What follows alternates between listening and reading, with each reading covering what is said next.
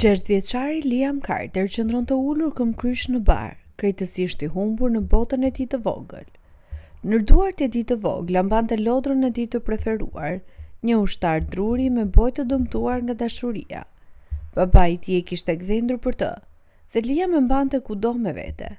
Tani, ushtari po mbronte me guxim një grumbull dheu nga një armik imagjinar. Brenda në shtëpi, Maggie Carter qëndronte pranë dritares së kuzhinës, duke vëzhguar djalin e saj që luante. Ajo buzëqeshi ndërsa i bënte zhurma shpërthimi, flokët e tij të verdhë të çrregull nga aventurat e ditës. Era e supës së domates që zjente në sobë mbushte ajrin. Pastaj telefoni ra. Maggie u kthye për një sekond. "Alo", u përgjigj ajo duke përzier supën me dorën e lirë. "Numër i gabuar." Ajo pshërti, u vari telefonin dhe u kthye te dritarja. Liam nuk ishte më aty. "Liam", thiri Maggie duke dalë jashtë. Zëri i saj ishte i qetë në fillim. "Liam, kjo nuk është për të qeshur." Pastaj më fort, pastaj duke bërtitur. Fshinjët erdhën me vrap, dy herë tu përplasën, elektrikët prën muzikun ndërsa njerëzit kërkonin nëpër verandat, në garazhe, poshtë rrugës, por Liam nuk po fshihej. Policia mbërriti me qenë, por kafshët vërtiteshin të hutuar. Nuk kishte asnjë gjurmë për të ndjekur, as degë të thyera, as shenja lufte. Ishte sikur toka të ishte hapur dhe ta kishte gëlltitur tërësisht. Maggie ra në gjunjë në bar, duart i dridheshin, fryma i dilte me ngulç të çrregullt. "Ku je i dashur?" përshpëriti ajo me zërin që i çahej. Përgjigjja e vetme ishin cicërimet e karkalecave në errësirë. 25 vjet më vonë, Maggie Carter ende jetonte në të njëjtën shtëpi në rrugën Maple. Muret ishin të njëjtat, dritarja e kuzhinës ku kishte parë Liamin për herë të fundit ishte e njëjta, por asgjë tjetër nuk ishte. Martesa e saj ishte shkatëruar në peshën e dhimbjes. Burri i saj ishte larguar vite më parë, i paaft për të duruar heshtjen, kur dikur jehonte e qeshura një djali të vogël. Dhoma e Liamit mbeti e paprekur, krevati i tij i vogël ende i rregulluar, lodrat e tij të renditura mjeshtërisht në rafte. Çdo javë Maggie i fshinte pluhura. Gishtat i ndaleshin te librat e tij të preferuar dhe hapësirat e zbrazta ku duhet të kishte qenë ushtari i drurit. Policia kishte pushuar së thirruri shumë kohë më parë. Çështja ishte ftohur, vetëm një tjetër dosje për një fëmijë të zhdukur që mblidhte pluhur në një dhomë magazinimi. Por detektivi Roy Mercer kur nuk harroi. Tani në pension, Roy ende mbante një kopje të çështjes së Liamit në apartamentin e tij të vogël. E kishte lexuar shumë herë sa i dinte çdo detaj përmendsh. Por një gjë i mbetej gjithmonë në mendje: deklarata një fshinji për një makinë të çuditshme të parkuar pranë shtëpisë së Carterve atë mbrëmje. Një sedan i errët, ndoshta blu, me një gërvishtje në derën e pasagjerit. Askush nuk zbuloi kurrë kujt i përkiste. 3 qytete më tej, një ekip ndërtimi po gërmonte themelet për një qendër të re tregtare. Toka ishte fort, e mbushur me vite dherash dhe gjëra të harruara. Jake Martinez, një punëtor i lodhur me duart të fluskuara, futi lopatën në tokë. Ting, diçka e vogël, u rrokullis nga dheu.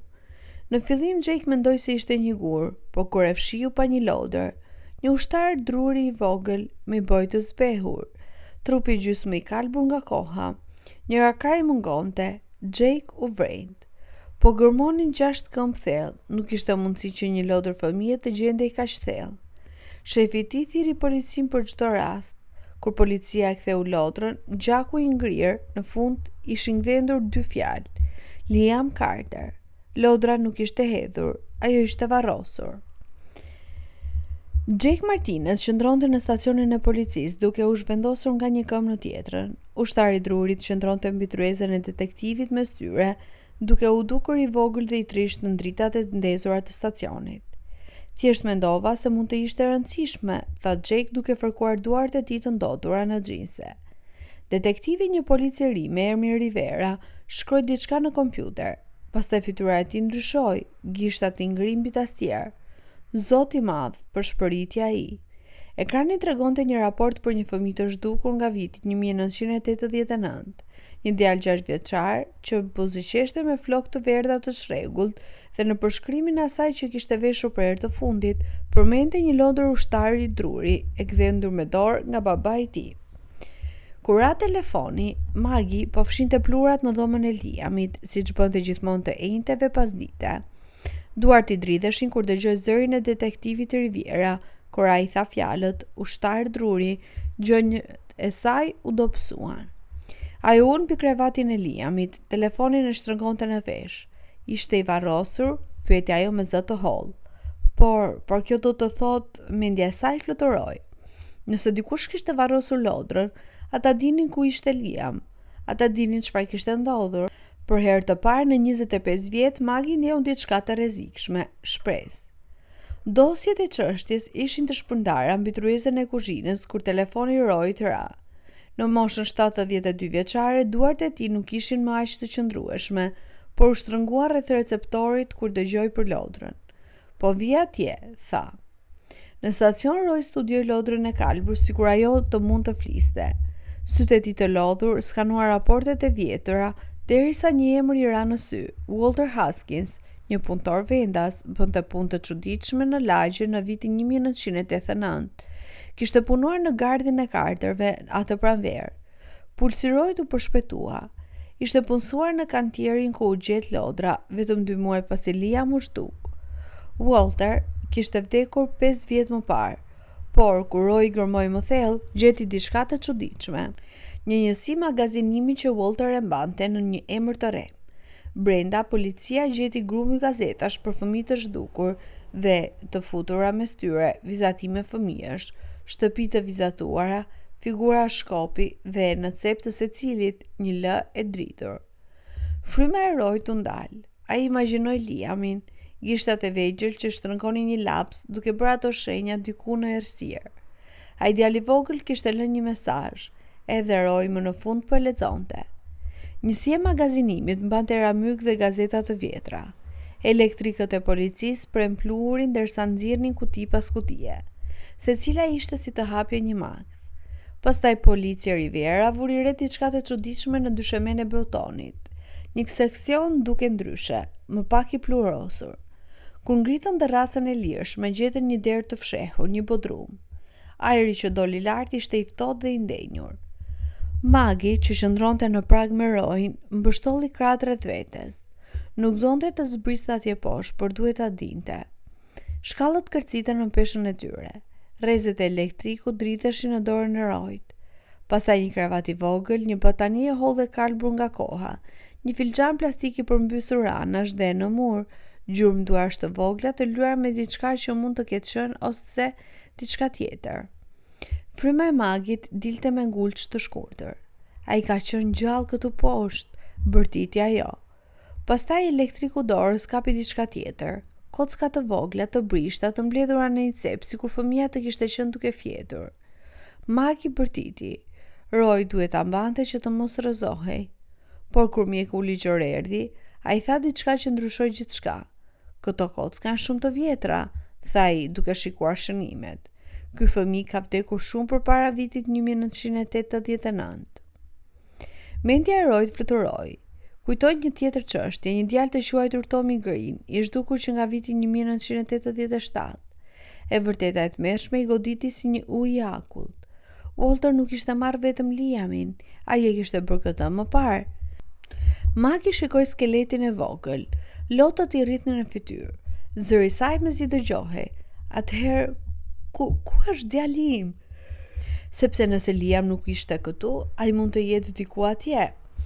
Stacioni i policisë gumzhinte nga zhurma, telefonat binin, policët flisnin, por gjithçka u zbe kur një burr hyri brenda. Ai ishte i gjatë por i dobët, sikur kishte kaluar vite duke harruar të hante. Rreth të errët i ezonin sytë e tij. Gishtat i dridheshin ndërsa vendosej një copë gazete të zverdhur në banak. Titulli bërtiste: A keni parë këtë djalë? Po shti një foto e një 6 vjeçari që buzëqeshte me dhëmb të munguara përpara. Emri im është Daniel Hart, tha burri me zë të ashpër, por mendoi se mund të jem Liam Carter. Kafeja detektivit Riviera u fton ndërsa dëgjonte. Historia e Danielit doli në copa të thyera, makthe për një borë me lëkundëse, zëri një grua që bërtiste Liam, aq forca e zgjonte të dirësitur, ndjesia e diçka e të vogël dhe druri që i rrëshqiste nga gishtat dhe më e keqa, fytyra një burri, sy të vegjël, një nishan pranë hundës, era e benzinës dhe djersës. Lëkura e Rivierës u ngrit, përshkrimi përputhet saktësisht me Walter Hoskins. Kur ajo hyri në dhomën e marrjes në pyetje dhe pas sytë e burrit, sytë e nënës së saj, sytë e saj, dora i fluturoi te goja.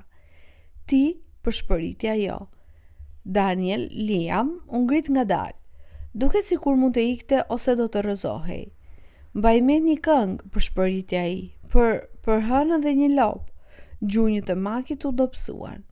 Roji e kapi për krau, ndërsa lotët i vërshuan në sy. Lopa kaloi mbi hënë, këndoi ajo me zë të çarë. Dhe pjata ikur me lugën, përfundoi ai, pastaj më ulët. Ti gjithmonë më fërkoje shpinën kur këndoje atë. Magi u thye.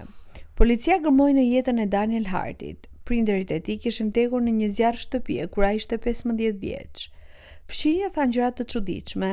Ata e mësonin në shtëpi, por kur nuk pash ndonjë libër. Nëna e tjetër ishte brenda, nësa ai përshëndeste. Një natë e dëgjova duke qarë. Dua magin, përsëri. Nuk kishte certifikat lindje, as foto foshnje, vetëm një faturë nga një punëtor e gjetur me sierit. Walter Hoskins kishte rregulluar verandën e tij për një muaj para se të byrsonin Danielin. Walter nuk ishte rrëmbyer vetëm Liamin, e kishte pritur çiftin e përsosur, të vetmuar, të paqëndrueshëm, të gatshëm të injoronin nga vinte një fëmijë. Shtëpia në rrugën Maple nuk kishte ndryshuar.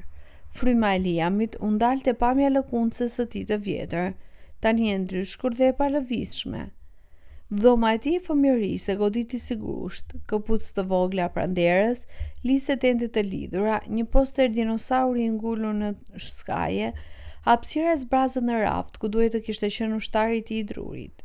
Magi vuri lodrën e kalbur në ai e ktheu duke fërkuar gishtin e madh mbi gërmën e gdhendur, Liam Carter. Shkrimi i tij ngathet nga një jetë më parë. Magi i preku fytyrën, gishtat e saj gjurmonin burrin ku duhet të kishte qenë djali i saj i vogël. Të gjitha këto vite, qau ajo. Mendova se ti ishe, e di, tha ai duke tërhequr afër, po ti kur nuk pushove së kërkuari. Dërsa Musku pikturonte oborrin e pasëm me ngjyrë fjollce, Liam shtrëngoi dorën në nënës së tij. Mes tyre, në shkallët e verandës, ushtari i drurit vështronte xixëllonjat e para të mbrëmjes që ndizeshin. Një ushtar i heshtur më në fund duke u kthyer në shtëpi nga lufta.